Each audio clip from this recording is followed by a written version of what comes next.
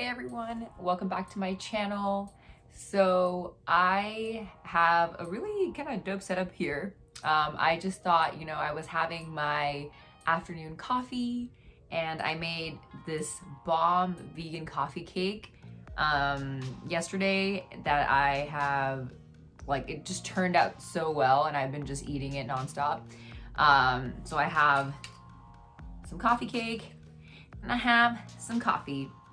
And I thought, I would just sit down and kind of chat with you guys about my experience so far, going through the interview process for UX research and UX design positions. So I hinted to you guys in a previous video that I have been interviewing for UX research positions. And the one that I was mentioning to you all was actually Facebook's Research Associate program.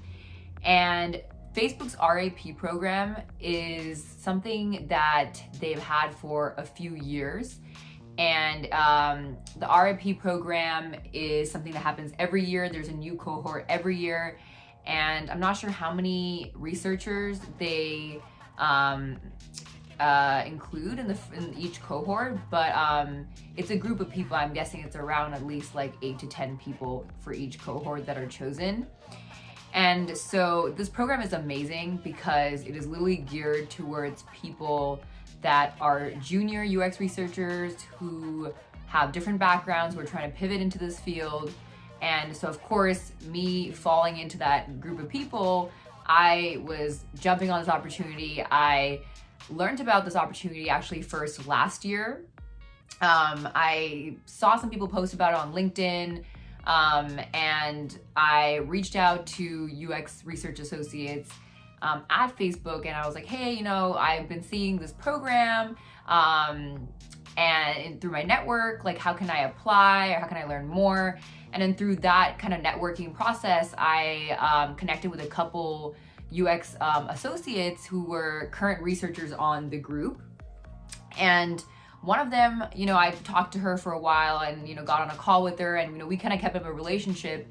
And when this past cycle's application for the program went out, she offered to give me a referral, which was very kind of her, very sweet. And I'm really grateful for her. And she was really like a mentor to me and really helped me throughout the whole process. So that was, that really kind of boosted my confidence in getting, past, the screening stage, because as you all probably know, or maybe don't know, is that, it's when you apply to jobs, especially like UX research, UX design jobs, or any job really for that matter, but especially being a junior person in whatever role you're applying for, or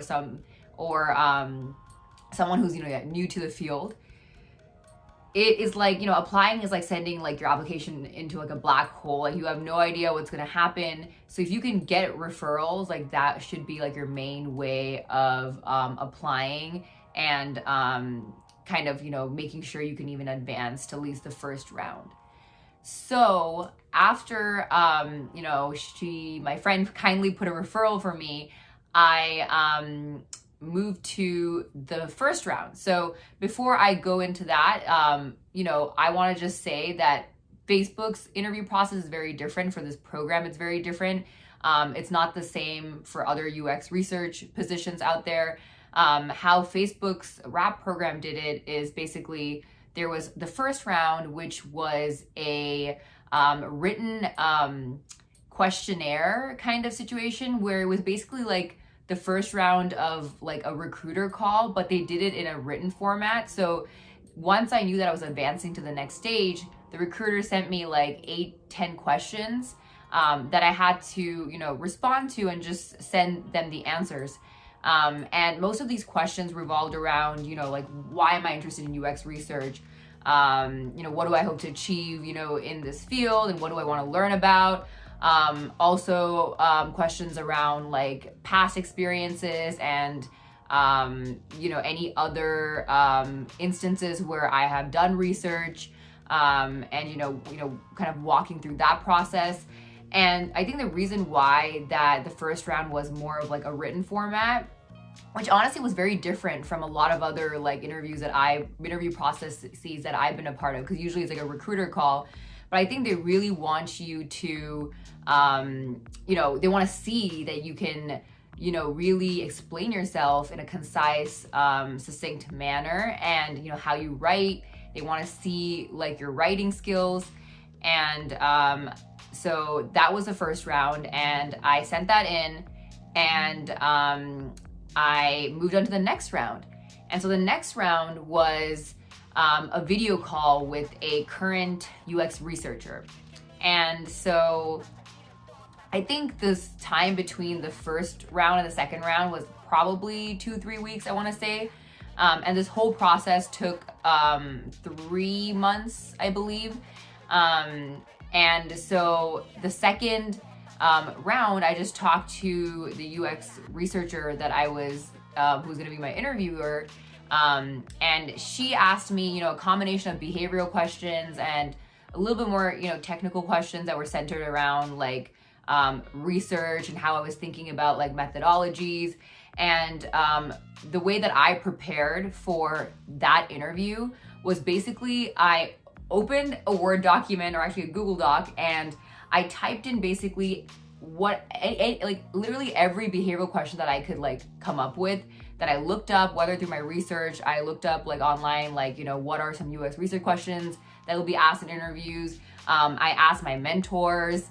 I asked my friend, who's also my mentor, who's the one who referred me, and a lot of other UX researchers that I talked to, things to be prepared for, things that you want to, kind of nail down, right? Because they're going to ask you this in an interview. So I wrote down all those questions, wrote down my answers to all those questions, really made sure I knew them inside out. And it's important to not like read like what you wrote, like you want to practice. Like, I think that's the name of the game for interviews, is like, you got to keep practicing. And this is something I have to get better at and just kind of put the reps in. But you need to practice like talking to people, talking out loud, and vocalizing your answers in a way that it comes out like conversational and like colloquially, and not like something like you're reading from like a piece of paper. But yeah, so that was the second interview. That went well. I had a great conversation with that researcher. And I moved to the third round, which is also the final round. And the final round was a UX research presentation and then a Q&A. So it was going to be an 1.5-hour long interview. And basically what the UX research presentation prompt is that you can choose, you being, the applicant can choose whatever research study you have done in the past. So like literally any examples of research that you conducted, whether that was like, through like any type of methods, right? Like surveys, interviews, and it doesn't have to be necessarily like product focused, like even if it's in any other industry, any other role, any type of research, right? They wanted you to take that time, that research study, and really break down the process. Now, here is the important thing.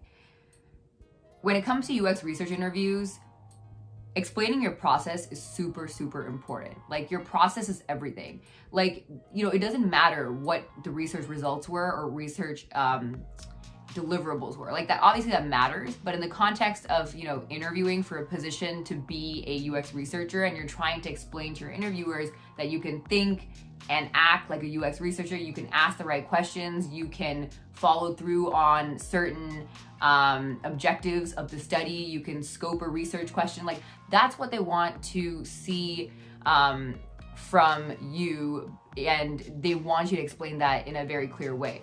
And so that's what I tried to do in the presentation. And I prepared for it like for a while, because there was a good amount of time between my second video conference interview and my final interview. There's probably like 3-4 weeks in between. So I had ample amount of time to practice. I presented to my friends, to my boyfriend. I practiced by myself a lot. And basically how the actual interview went down was, the first 30 minutes, I, presented my research study, and I'll definitely make a video about my research study if you guys are interested. I can talk about that more. But anyway, so I did the case study and did the presentation for the first 30 minutes. I was interviewed by 3 people, and right after they did like a quick Q&A, like they took turns like asking me questions, and I kind of took note of their questions, right? Because this is like the things that I want to take away with me for my next experience, because, you know, I want to be able to answer these questions. But the interviewers were really focused on my process. They really wanted to know like why I chose like the participant criteria that I did. Did I think about X, Y, Z? Did I think like, you know, if this were to change, what would happen, right? Like they would, you know, they want to see how you think, right? And they want to see if you have really thought about this research to like the depth that they, you know, that you should, you know?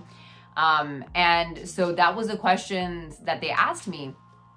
And, another thing that they did was like right after they did the Q&A, that part of the Q&A was very centered around my presentation. And in the last like 20 minutes, they did a general Q&A where they took turns asking me a mixture of questions, both behavioral and technical.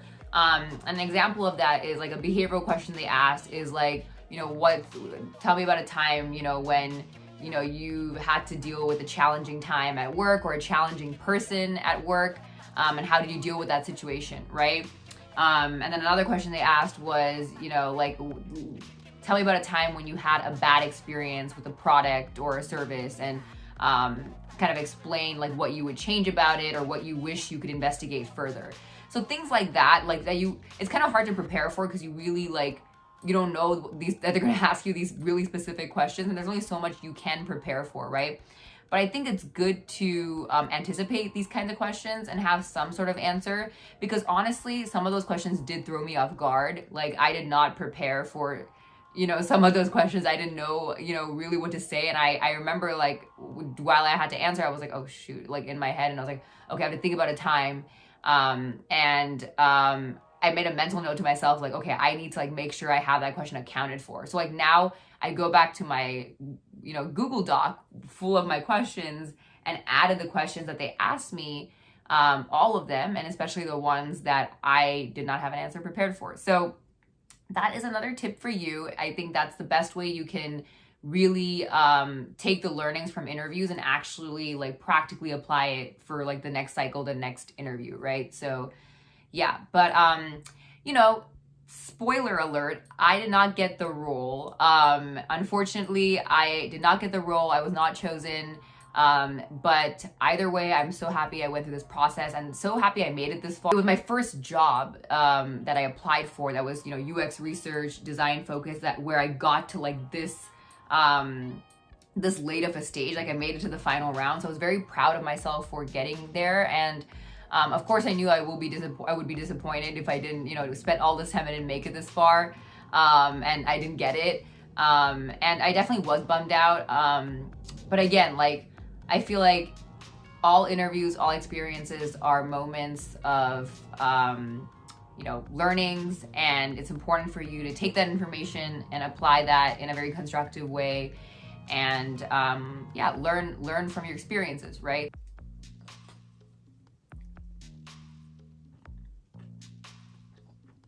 This coffee is so good.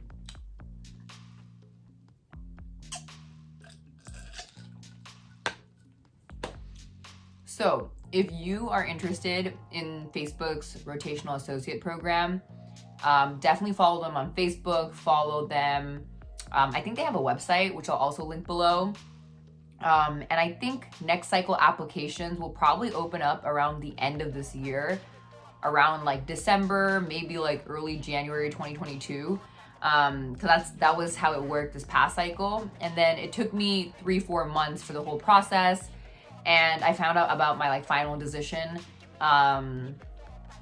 mid-March. Like literally the turnaround time after my last interview, like they told me within a week, you know, that I didn't get it. But, you know, it was nice that I didn't have to wait too long, and they were super communicative throughout the whole process. And we even had a portal and everything where we could monitor like the status, and I got to message recruiters and the interviewers that I talked to through the portal. So yeah, overall it was a great interview experience, but I would highly suggest, if you are interested in the program, to apply. I think it's great that Facebook's doing this. I feel like more companies should do this to bridge the gap between, you know, trying to break into this field, because there's so many talented designers out there who have a, you know, willingness to learn, designers and researchers, and you know, they're not able to land their first job, and that's really the big thing, right? And then that could change a lot of things for you, right? And the trajectory of your whole career. On that note, I hope you guys are doing well and staying safe, and I will see you guys in the next one. Bye.